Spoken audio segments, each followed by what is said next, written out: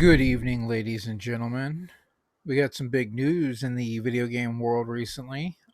One of the announcements that some of you may have heard about was the Switch 2 was announced by Nintendo. I'm not sure if they're just going to call it the Switch 2 or if maybe they're going to change the name before it comes out. You never know with these companies. Basically, their plan was to compete with the other consoles because they're just not able to keep up. Like, if you've played any of the titles that they claim can be played on the Switch, like Arkham Asylum, or I don't know. I'd have to ask somebody about Call of Duty. I don't play that game anymore, but I assume it probably had the same issues that Arkham did, where it just couldn't keep up with the frame rate and it had some loading issues. But the Switch Two is that's the point. I think they're planning on debuting it in 2025. I read that somewhere. I don't know if it's in this. Um, and of course, it's going to be more powerful than the first Switch. What would be the point? They would just call it like the Switch X if it wasn't going to be more powerful. I know one of the big things that was in the rumor mill was that the Joy-Cons, the little controllers that snap to the side of the screen, are going to be magnetic now instead of rail systems, because the rail is what breaks them. The rails often break, constantly sliding them up and down. You have to push down on the top of them to get them to lock in. So, like, here's a little image of it. So effectively, you're just like crushing the buttons on the top. And I think my friend said the number one thing he repairs on Switches and the Joy-Cons is the clip right where the buttons go down onto the rail. Because he owns a game shop, and he said he does a lot of Joy-Con repairs. And hopefully this little magnetic thing, they just pop on and off, and that'll solve that problem. But the other announcement, and this is probably the bigger announcement, and I know what you're probably thinking, oh, bigger than the Switch 2, and yes, it is bigger than the Switch 2, is this announcement that was found in the Square Enix quarterly report right here. Diversify earnings opportunities by strengthening customer contact points. Shift to a multi-platform strategy. Right there. For HD titles, the group will aggressively pursue a multi-platform strategy that includes Nintendo, PlayStation, Xbox, and PCs.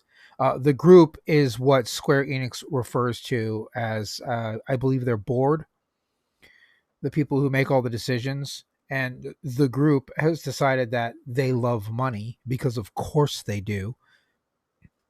Like, what would be the point otherwise?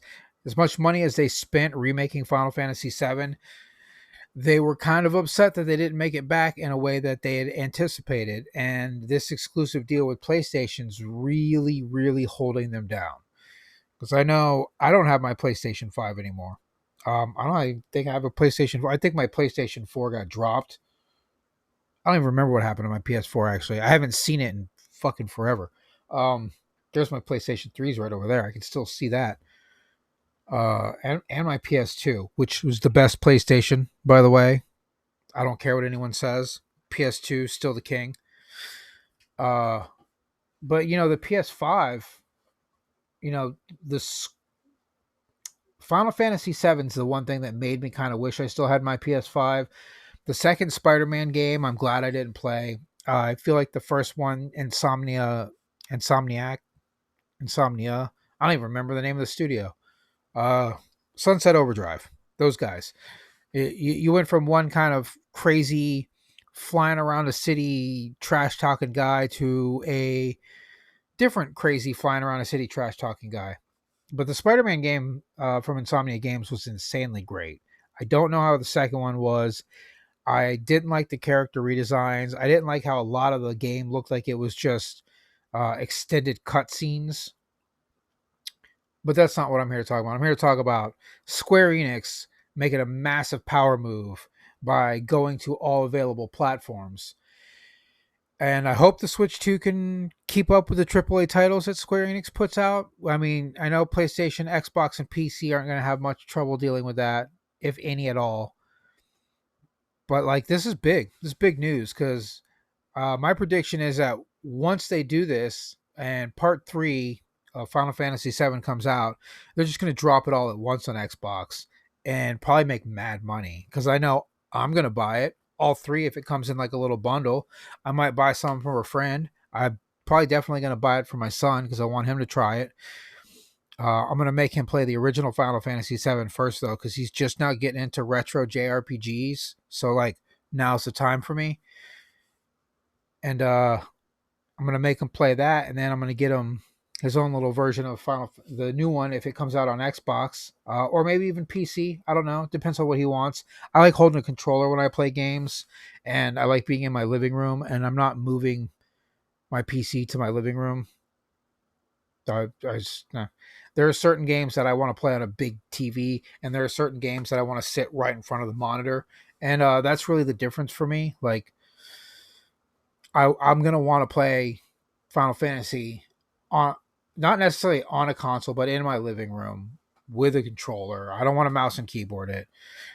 So I really hope that they do that. That they just release all 3 at once, so I can just buy them in one fell swoop and just throw away a weekend in this world that they've constructed out of the one of the most beloved video games of all time, if not, well, I'm not going to say the most beloved. Mario's a contender, but Final Fantasy VII, they've been calling for a remake.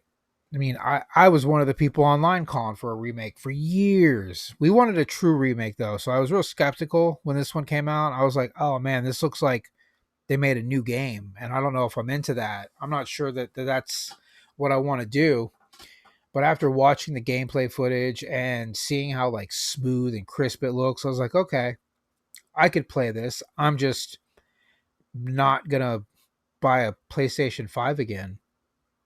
Yeah, I'm not going to do that. They would have to put out a whole bunch of good games in short order to convince me to do that again, because my biggest problem with Sony right now, and I get it, I was just talking about it, I'm part of the problem, is that they have more remakes than good fresh titles. And like, I don't need to buy Shadow of the Colossus for a 5th time. I've said this over and over again. Like, I own so many copies of Shadow of the Colossus that it's ridiculous. I don't, I think I own 3 on the original PlayStation 2 because my first copy stopped working. I played it so much.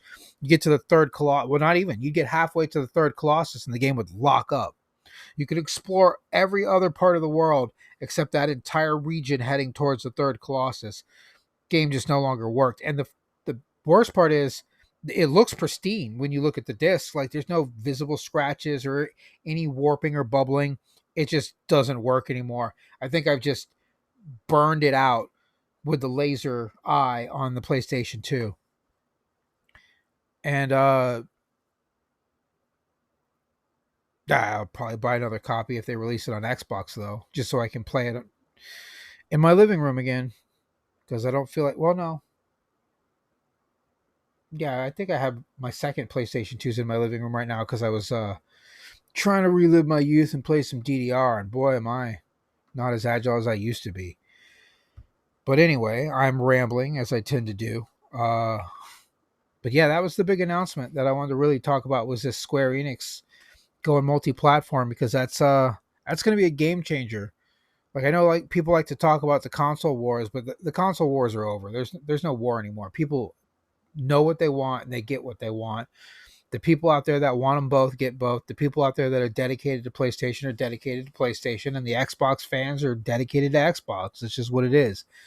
Like, I would own a PlayStation 5 if it had more to offer.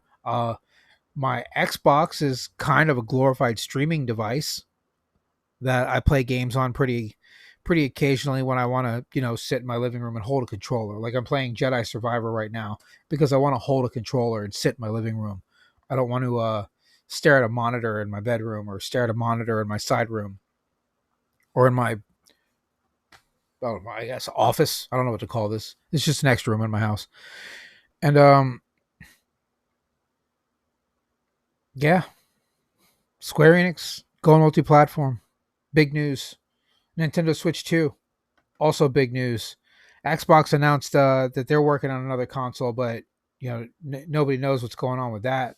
I don't even think they do right now. But that's it. That's the news for today.